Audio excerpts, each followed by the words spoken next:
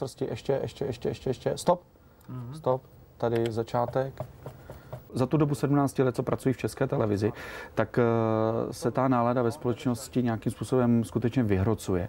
Prožil jsem to 17. listopadu na Albertově, kde byli příznivci proti islámu a Zemanovi příznivci, prezidenta Miloše Zemana, a ta jejich nevraživost byla skutečně až extrémní. A musím říct, že vlastně hrála roli velkou to, že jsem z České televize, ale taky to, že jsem Rom.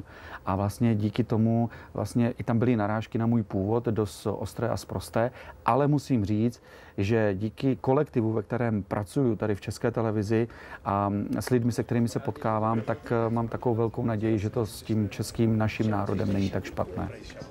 Karel Rožánek je můj dlouholetý kolega, který jeden z mála se naučil i naši řeč a on vás všechny teďka pozdraví, to, co jak se každý ráno zdravíme. Láčo živé, stáje bez Bachtálomu dopravo.